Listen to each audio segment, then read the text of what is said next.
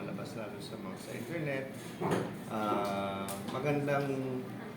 Napakagandang programa ng isang universidad na magkaroon ng kundiman competition. Kasi ito ay tinuturing na art form na ng Pilipinas. Tsaka just in case, tsaka ang galing, sa tuwa sila, no? Nag-improve talaga. Maraming nag-improve ng mga singers. Congratulations. Para lang sa hindi nakakaalam, ang kundiman po ay nagsimula po sa salitang kung hindi man. Ito po ay art form ng Philippine music na usually ito yung kumbaga di ba uso pa ba yung hugot lines? Sila ang nagpauso nun. Ang mga kantang kundiman usually sawi, pero dala ng pag-ibig.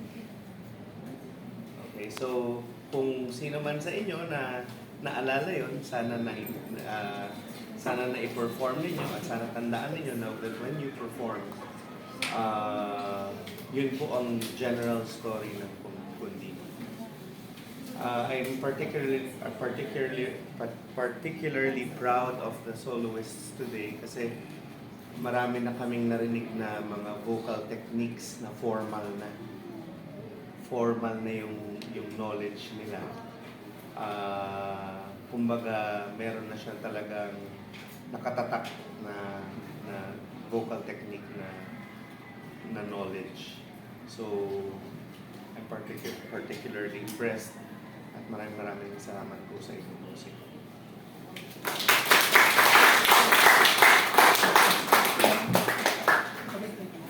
Okay, congratulations din sa lahat ng mga nakita ko. It's truly amazing kasi tama sa panahon ngayon, bihira na yung mga kumakanta ng ganyang klaseng awitin. At nakakatuwa na meron pa rin nakaka-appreciate at meron pa rin may knowledge kumanta ng ganitong klase ng mga awitin. Kasi hindi na siya very common sa mga kabataan ngayon. So dapat ituloy natin ang ganyang pag-appreciate sa sariling atin, kultura ng ating musikang Pilipino na kundiman. So nakakatuwa kasi marami sa mga nagsiawi talagang technically meron na silang knowledge, may mga kailangan lang improve, pero at least you have that. So sana ay mas lalo pa ninyong ma-improve ang inyong mga pag-awit ng mga kundiman kagaya ng inyong pinakita sa inyo. So congratulations once again sa ating mga Ako naman, hindi ako magiging mabait. So I'll be more technical in terms of singing it, no? So the first na narinig namin is yung manner of going to the natural portion of the song and parang switching to the technicality of the song. So pag sinabi natin natural, ang bayan.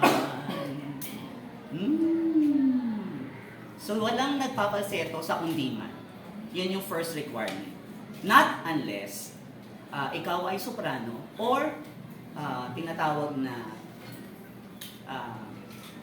sopranista. So ako in my singing, dahil nga ako ay countertenor.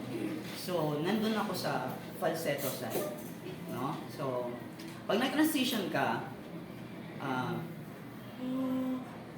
bayan kong Pilipinas, kailangan yung sinimulan mo, idudugtong mo siya hanggang doon sa dulo. Hindi pwedeng, ang bayan kong Pilipinas, kaninong tutulad mo. Nagbabago. So dapat kung paano mo sinimulan yung tono, tatapusin mo siya hanggang doon sa phrase. And then, when you are going to the high notes, you need to prepare. Di ba? Sabi, ano yung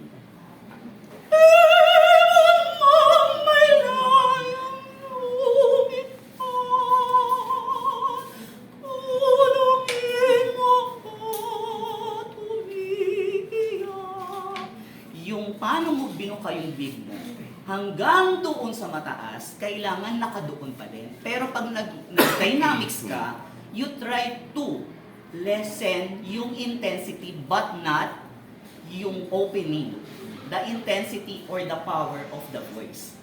Okay? So when we say na prepare ka, kailangan talaga pati yung posture mo. Woo! Kailangan bakunin mo. Hindi ba? Hindi ka naka-prepare nun. No?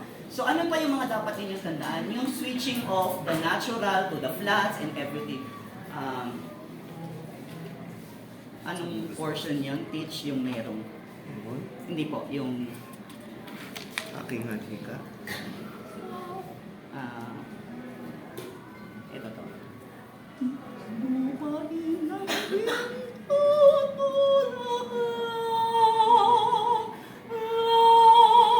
Yung pagpunta mo dun sa natural na yun, dapat sigurado ka, hahanapin mo siya, no? Kaya yung pagpunta mo dun sa tono, nawala ka na eh. Kaya yung pag-prepare mo na-trigger na. So dapat, yung mga pag-bend, simple bend ng ulo is important. Pagtaas ng kilay is important. Pag-prepare ng hangin is important, no? So yun yung mga transition na kailangan sa mga ganitong kundi man. Kasi sabi, nasa minor and going to the major. And minsan bumabalik sa minor ulit. Pag sinabi natin minor, medyo malungkot yung tunog. Yung minor, masaya yung tunog. Okay? So yun yung transition of a certain condiment. So pag ang kinakata mo naman ay masaya, sa gitna ng puro, pati yung mukha mo dapat masaya. Kung malungkot, dapat malungkot din yung peg mo. Pero yung tunog, hindi masyado. Okay? So di ba meron tayong mga kanta na Ibong Maya, whatever, kung ano man yun. Ang Maya. Oo, ang Maya, no? Yun lang yung sa akin. It's more of the emotions na i-apply nyo dun sa kanta. I-internalize nyo ano ba yung gusto nung kanta. Sana kung portion lalakas, sana kung portion hihina. Ano yung mas magandang delivery dito sa portion na ito? So yun yung dapat inaaral sa kundiman. Kasi it's more of the expression and yung storytelling. Okay? So, kasi yung mga ginawa kanina is more of, parang sige, kakantay, matatapos na to, matatapos din to, pasasaan ba? No? Kailangan, pag akyat mo dito, internalize, project, smile.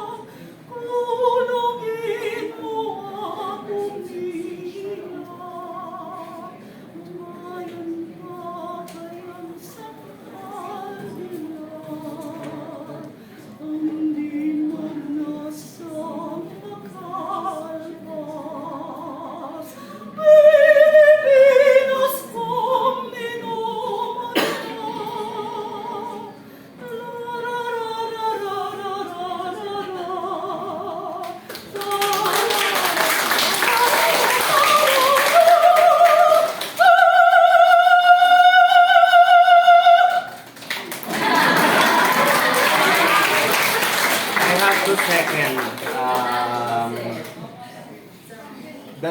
dalawa yan eh. Ang tanong ko sa inyo, nalungkot ba kayo o na-bore?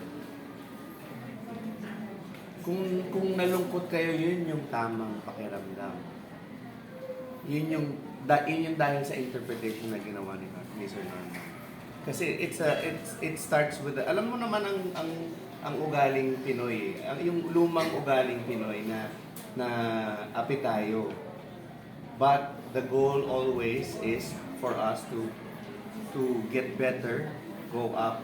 So kung naramdaman ninyo yung lungkot dun sa interpretation ni Sir Norman, it's the right interpretation. It's the right perception of the song Bayan Ko. Kasi ngayon yung story niya, kapakinggan niyo yung lyrics niya, nasadlak sa dusa, parang yung mga nanasakop tayo. Pero, in the end, syempre meron siyang ibon mang maylayan lumipad, hulungin mo man umiiyak. Meron siyang resolutory portion. So, yun yung iisipin natin ha, lalo sa mga younger singers. Mamimili lang kayo sa kundiman. Kung nabore kayo, malamang may mali doon sa interpretation. Pero kung nalungkot kayo, hindi ko kayo pinapalungkot.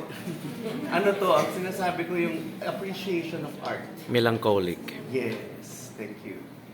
The appreciation of art. Kaya ako nag-encourage na maging malungkot kayo. So yun lang, thank you.